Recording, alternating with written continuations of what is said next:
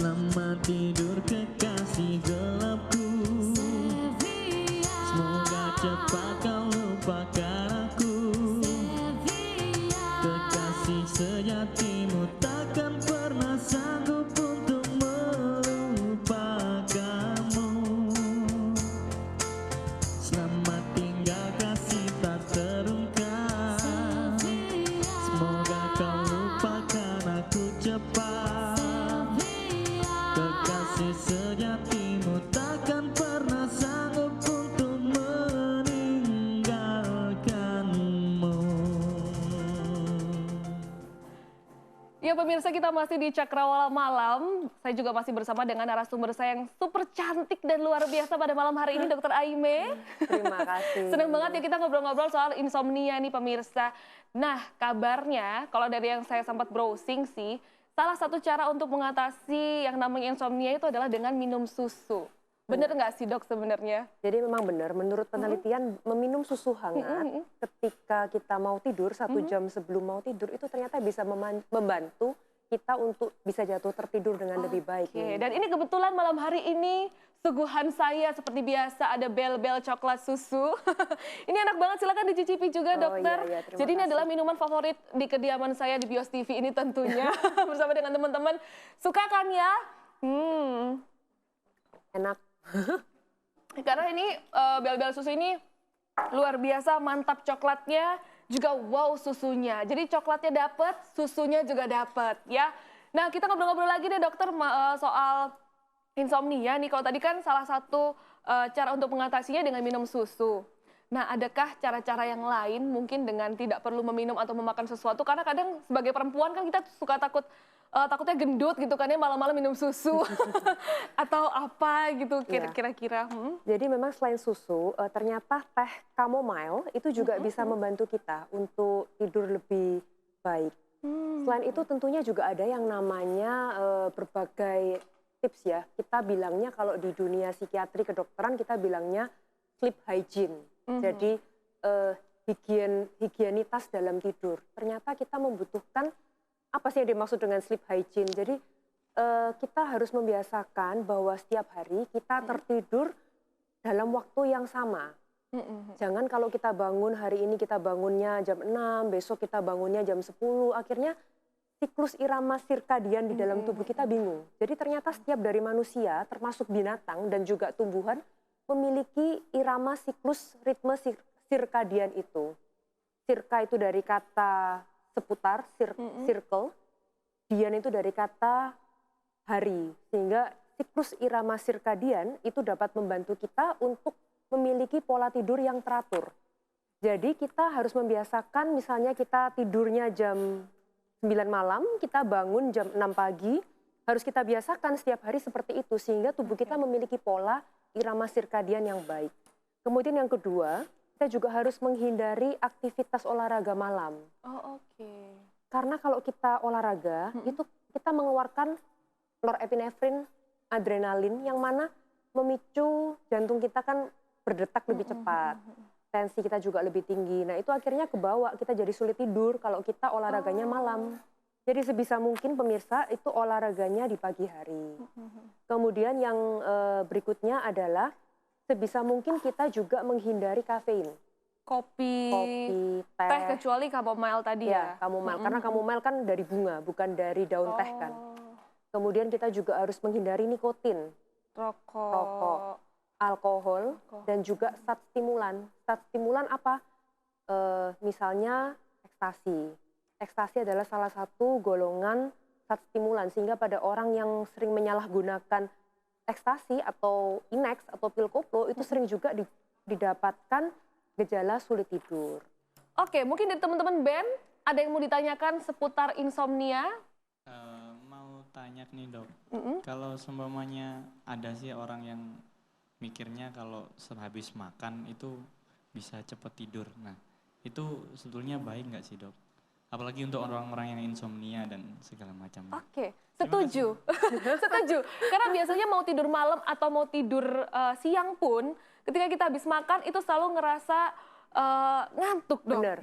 Itu bukan benar. nyamil, iya benar. Nasi atau Nasi mungkin yang bakso berat atau gitu, dan lain iya, sebagainya, betul. makan berat gitu kan ya, langsung ngantuk. Itu gimana tuh? Iya, itu memang bisa dijelaskan secara medis, Nindi. Jadi sebenarnya kalau kita mau terjaga dengan baik, itu kalau pada waktu di siang hari ya, sebisa mungkin kita tidak terlalu banyak mengonsumsi makanan yang berkarbohidrat tinggi. Mengapa demikian? Karena ternyata otak kita itu kan membutuhkan suplai darah 20%.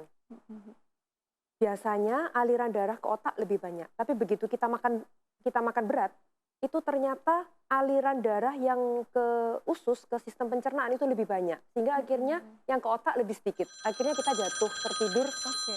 lebih mudah ngantuk. Baik, malam hari ini sudah ada yang telepon. Boleh, selamat malam. Halo. Halo, selamat malam. Iya, dengan siapa di mana, Ibu? Dengan Lili di Sidoarjo. Di Sidoarjo. Ibu Lili di Sidoarjo, boleh. Ibu Lili, ada pertanyaan apa, Bu? Gini dok, mau tanya. Setiap hari kan saya tuh kalau tidur larut malam terus sampai jam 1:30, jam 2. Itu setiap hari. Kira-kira itu bisa berbahaya buat kesehatan atau enggak sih dok? Jam 2 tidurnya, bangunnya jam berapa ya Bu Lili? Bangunnya itu jam 4:30, jam 5. Wow, berarti hanya 2,5 jam ya betul. tidurnya ya. Iya. Selama sebelum jam 2 itu apa aktivitas Bu Lili? Itu ya, cuma main hajat, main gadget, kayak gitu aja, sambil ngobrol-ngobrol, dengerin musik gitu aja sih dok. Sudah berapa lama seperti itu Bu Lili? Itu awal mulanya sekitar udah hampir 4 tahun kan dok. Waduh, penyakit ya memang, Dok ya. Sudah Gadget, lama. kemudian mungkin telepon-teleponan sampai pagi sama pasangan gitu ya. Berarti sulit memulai tidur ya Bu Lili ya? Kenapa dok? Kesulitan tidurnya itu di awal atau kalau sudah tidur sering terbangun? Berarti lebih sering sulit untuk memulai tidur ya Bu Lili? Iya, sulit untuk memulai tidurnya. Kalau sudah bangun badannya terasa capai apa enggak? Atau terasa biasa saja nggak capai? Iya, biasa aja sih dok. Soalnya kan udah kebiasaan gitu. Oh begitu. gitu. Baik, terima kasih Ibu Lili. Nanti kita akan tetap ngobrol-ngobrol bersama dengan Dokter Aime. Gimana tuh dok dengan kasus yang kayak gitu? Tidur jam 2, 4:30 udah bangun, dia harus berkegiatan lagi selama seharian. Waduh. Ya, sebenarnya yang dialami oleh Bu Lilik ini memang sering terjadi loh sebenarnya Nindi. Jadi ternyata 1 dari 3 orang dewasa itu mengalami insomnia. 1 dari 3 orang. Nah, kalau dari ceritanya Bu Lilik, kalau hanya 2,5 jam sampai 3 jam per harinya tidur itu amat sangat kurang. Karena manusia harusnya normalnya kan 8 sampai 10 jam. Betul. Memang seiring dengan kita semakin dewasa, semakin bertambah usia, kebutuhan tidur kita akan semakin berkurang.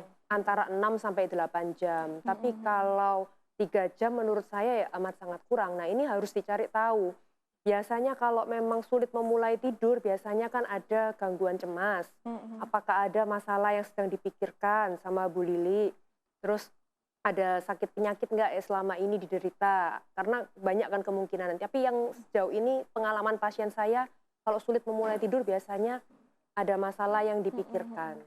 Itu jadi coba diperbaiki karena tentunya kurang baik ya buat kesehatan. Sebisa mungkin kita 6 sampai 8 jam lah minimal buat tidur. Nah, ada nggak sih penyakit yang secara spesifik itu memang disebabkan oleh kurang tidur? Misalnya dalam jangka waktu 4 tahun terakhir kan Ibu Lili merasa saya biasa aja sih karena sudah biasa gitu kan ya. Tapi sebenarnya untuk jangka panjangnya adakah mungkin nanti dia akan ada penyakit apa yang akan mengenai Ibu Lili itu tadi? Tidak secara spesifik ya, tapi ternyata menurut penelitian ketika kita kurang tidur, pernah nggak Nindi ngerasain kalau kita kurang tidur, besok paginya tuh kita jadi lebih mudah marah, moody, kita jadi lebih rewel, mudah tersinggung. Nah itu memang otomatis itu amat sangat berpengaruh ke kesehatan. Kalau saya sendiri misalnya saya ngerasa saya kurang tidur, saya ngerasa kulit saya ini kusam. Iya betul, saya juga sering merasa begitu sih dok. Jadi otomatis Kulit pasti kusam. regenerasi sel kita kan terganggu. Jadi tidak secara spesifik penyakit apa, tapi tentunya dapat mempengaruhi kesehatan kita secara umumnya. Berarti memang sebenarnya ada kaitannya ya antara insomnia dengan depresi. Iya, sering. Kalau depresi memang seringnya dia sudah tidur terus sering terbangun. Tapi juga ada yang namanya bipolar. Jadi bipolar itu ketika seorang penderita, dia mengalami gangguan tidur dan tapi dia masih seger. Itu ketika mungkin dia fase manik ya. Jadi ada 2 fase kalau bipolar, fase manik dan fase depresi. Kalau depresi dia sedih, kalau manik dia semangat, ceria. Nah, ini harus dicari tahu. Biasanya kalau yang memang dia penyebab sulit tidurnya karena bipolar fase manik, biasanya dia kalau udah nggak bisa tidur, tapi dia masih seger. Jadi bangun dia nggak kerasa capek, kepengen melakukan semua aktivitas. Jadi dia nggak bisa tidurnya karena banyak aktivitas. Terus jadi lebih semangat, lebih happy, jadi lebih cerewet, seperti itu. Tuh dari tadi Debbie ngeliatin aja sih. Mau nanya apa kamu? Mau tanya dok, kalau saya pribadi tidur itu memang pagi. Misalkan jam 3, jam 4, kadang habis subuh itu baru tidur. Terus bangunnya siang, kadang jam 1, jam 12 itu baru bangun. Sedangkan kegiatan itu sore sampai malam, malamnya terus lanjut lagi tidur sampai pagi. Itu apa bisa dibilang insomnia? Jadi menurut saya itu kayak berpindah waktu tidur Waktunya. gitu. Ya itu bisa disebut insomnia atau enggak? Berarti berapa jam Mbak tidurnya? Waduh, nggak ngitung jam ya. Cuma Kalau tadi jam berapa? Jam 1 ya tidurnya? Enggak jam 1-an. Jam 1. Di atas jam 1 mungkin Atas jam jam 1. 3, jam 4 gitu baru Bangunnya tidur. jam 12, jam 1 siang ya. Iya. Kamu jangan nikah dulu Debbie. Itu bisa dibilang ini enggak insomnia atau enggak gitu. Sedangkan kegiatan saya juga dari sore sampai malam. Itu aja sih. Iya, artinya sebenarnya orang dikatakan dia ini insomnia, kemudian memang membutuhkan waktu untuk dia pergi ke dokter, itu yang seperti apa sih dok? Insomnia yang seperti apa gitu kan? Apakah Debbie ini termasuk insomnia atau karena... Kalau dari ceritanya Debbie harusnya enggak ya. Karena kan tadi yang seperti saya jelaskan di awal, yang dibilang insomnia kalau kuantitas dan kualitasnya berkurang, terganggu. Nah, kalau dari ceritanya Debbie, dia baru tidur jam 3, bangunnya jam 12, berarti kan dia tidurnya cukup. Kuantitasnya cukup, kualitasnya juga cukup ya Debbie ya. Berarti bisa tertidur, terus bangunnya kamu kerasa seger kan ya? Iya, cuman kan yang dibedakan itu nggak bisa tidur kan biasanya orang normal mungkin jam 1 itu normal. Beda Cuman, siklus ya? Iya, siklusnya aja Nah, yang beda. berarti ini adalah masalahnya di irama sirkadiannya itu tadi. Jadi tubuh kita kan sebenarnya memiliki irama sirkadian tadi, ritme sirkadian. Biasanya itu terpengaruh juga oleh cahaya. Contohnya, makanya kalau kita mau tidur sebisa mungkin dimatiin lampunya.